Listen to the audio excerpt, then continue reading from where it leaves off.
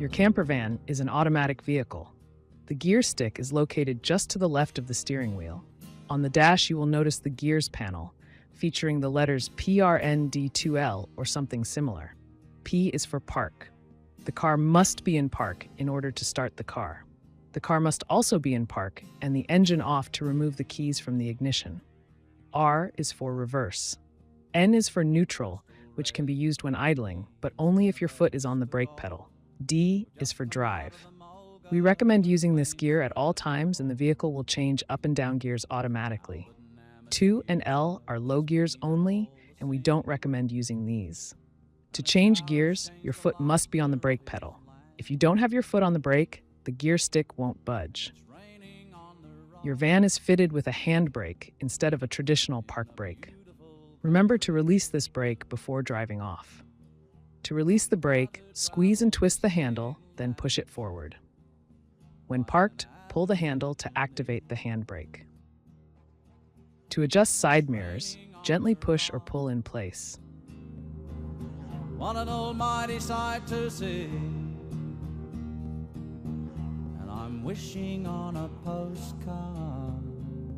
The Coast Hopper camper is fitted with a solar panel, a lithium battery, and an inverter to ensure the fridge and other appliances work while on the road. While driving, your appliances will draw power from the solar panel via the inverter. You'll need to turn on the inverter before driving to activate the power and keep the fridge running. Any additional devices that need power can be plugged into the power point labeled Inverter Power. When at a powered campsite, connect the red extension cable to your campsite's power box to supply your camper with electricity overnight. This will ensure you can use the air conditioning, induction cooker, and more without interruption. When plugged into campsite power, use the alternative power point to power appliances. And don't forget to unplug from the power station before leaving your campsite. The induction cooker is very simple to operate. Simply unpack it, plug into the inverter power socket, and switch it on. You can adjust the temperature by pressing the plus or minus buttons accordingly. The air conditioning in the rear cabin can be activated using the remote control on the front of the fridge. Simply hold down the power button and you should feel cool air coming from the vents. On the remote, you'll see figures for the temperature setting, the current temperature, and the humidity level. Your camper is fitted with a 50-liter freshwater tank, a high-volume water pump, a sink, and an external shower. To use the sink, press the water button next to the inverter panel. Then open the lid and pull the tap up to use it.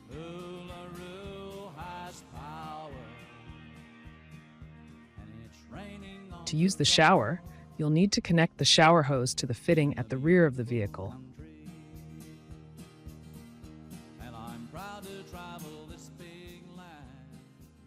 Then attach the shower head to the side window using the suction cups.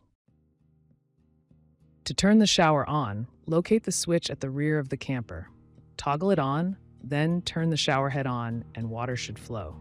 On the side of the camper, there's an optional privacy booth. Setting up the privacy booth is fairly straightforward and gets quicker with practice.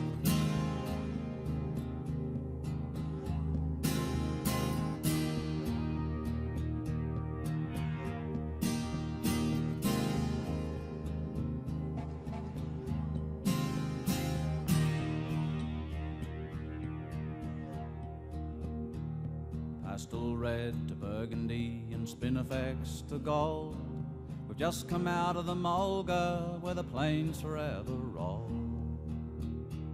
And Albert Namatjira has painted all the scenes, and a shower has changed the luster of his land. And it's raining on the rock in a beautiful country. I'm proud to travel this big land like an Aborigine. And it's raining on the rock. At your campsite, there will be a water tap. To refill your water tank, use the hose included with your vehicle. You'll find it in the storage area at the rear of the camper. Connect one end of the hose to the campsite tap and the other end to the water tank in the camper. The water inlet is on the driver's side, and to access it, you'll need to use the water key on your keyring. The tank is full when water starts to overflow.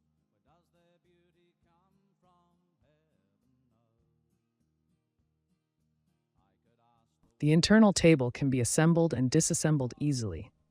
Simply press the button on each handle and twist to loosen each section.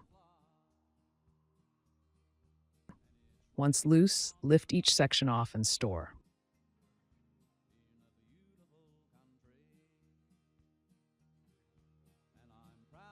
The 3 center panels for the bed base can be found in the storage area. Slide each panel into place, maneuver the cushions into place, and voila! What an almighty sight to see. And I'm wishing on a postcard that you were here with me. The kitchen cupboard contains the induction cooker, the kettle, and all of your cups, plate, bowls, and cutlery. A foldable preparation table can be found on the left side of the kitchen cupboard. If you've ordered a mosquito net, open the rear door of the camper and simply clip it on.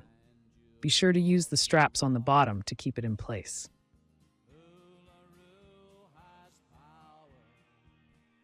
To set up the retractable side awning, locate the winding crank and insert it into the socket as shown.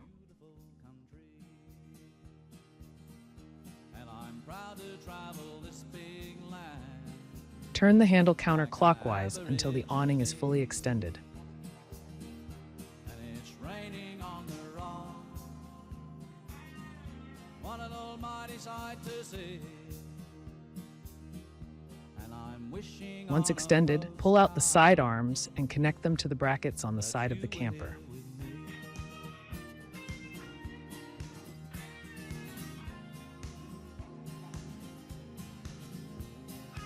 Be sure to tighten the nuts, both of the arms. If the camper side door is open, use the bracket on the door.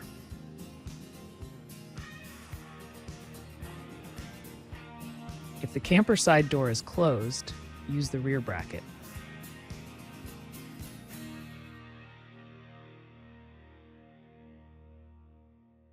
When disassembling the awning, remember to loosen the nuts on each arm, then fold them back in.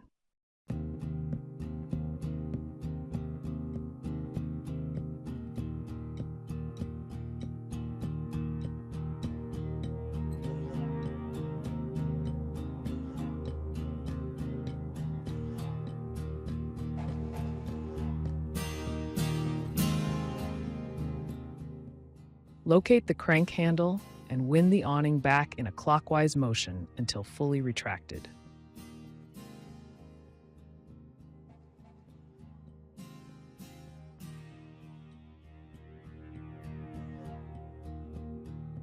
pastel red to burgundy and spinifex to gold. We've just come out of the Mulga. It's your responsibility to check the oil and coolant levels while on the road.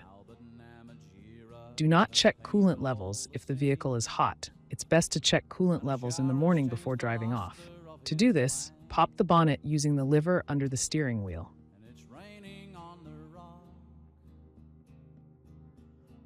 Locate the coolant reservoir and check the levels. If it looks low, top it up with water. Always keep an eye on your temperature gauge as you drive. And if you encounter any issues, give our roadside team a call on 02-9740-7463 and they'll talk you through the next steps. The engine is located under the passenger seat. To access it, you need to pop the levers under the seat, lower the seat back, and push the seat up.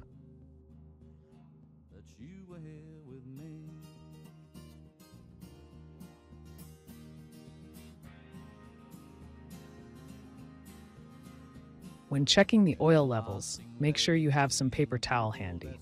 You'll find the oil dipstick usually has a bright yellow handle. Pull it out, wipe off the oil, and put it back in. Now pull it out again and check the reading. If the levels are low, you'll need to buy some oil and a small funnel and top up.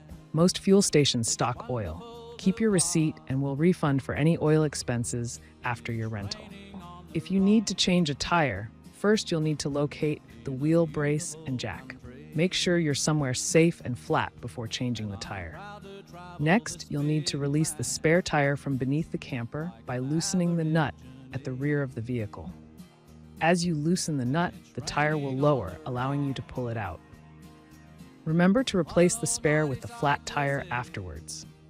If you don't know how to change a tire, or if you experience a flat battery, you'll need to call our roadside assistance team on 02-9740-7463. Please note that service fees may apply. If you're on a long trip, it's a good idea to check your tire pressure every so often. You'll find a free air pump at most fuel stations. Our mechanics recommend inflating the tires to 45 psi. The fuel cap is located on the passenger side of the vehicle. Please only put unleaded 95 or 98 in the vehicle. If you accidentally put the wrong fuel in, do not start the car. Call our team and they will assist you further.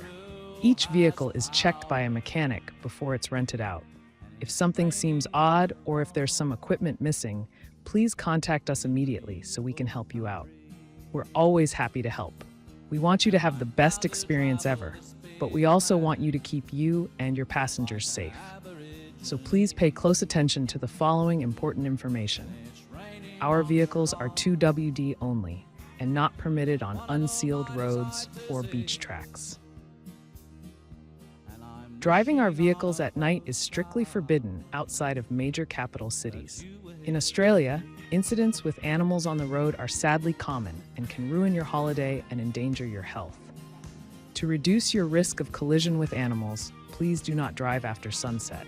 The costs of any damage incurred to our vehicle as a result of negligent driving, collision with an animal, or driving on unsealed roads will be your responsibility, regardless of the vehicle protection option you have chosen.